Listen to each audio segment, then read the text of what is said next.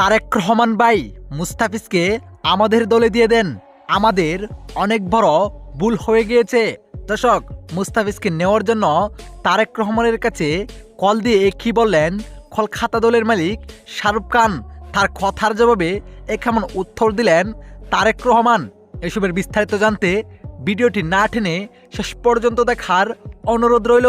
দর্শক, মুস্তাফিজকে আইপিএলে নিয়ে তারপর তাকে ভাত দেওয়া হয়েছিল রাজনীতির ইস্যুতে, যেখানে মুস্তাফিজের ভাদের কারণে শেষ পর্যন্ত টি-20 বিশ্বকাপেও খেলতে পারেন নাই বাংলাদেশ।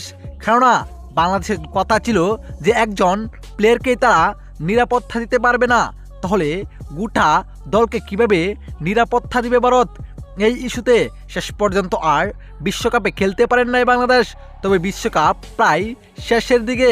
এদিকে বাংলাদেশও পেয়েছে নতুন সরকার তারেক রহমানকে, আর তারেক রহমানকে রীতিমতোই কল করে হাত জোর করলেন কলকাতার মালিক শাহরুখ খান, যেখানে তিনি বলেন তারেক রহমান ভাই মুস্তাফিজকে আমাদের দলে দিয়ে দেন, আমাদের অনেক বড় ভুল হয়েছে, দরকার পড়লে মুস্তাফিজকে ডাবল টাকা দিয়ে আমরা কিনে নেব।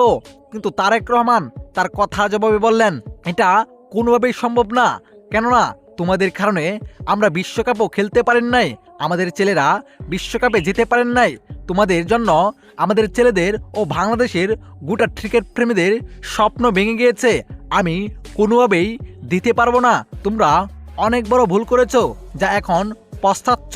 দর্শক, তারেক রহমানকে ঠিকই বলেছে যে তাদের ভুলের কারণেই বাংলাদেশ বিশ্বকাপে খেলতে পারেন নাই। আপনার কাছে কি মনে হয় জানিয়ে দিন আপনার মতামত এই ভিডিওর কমেন্ট বক্সে। ধন্যবাদ।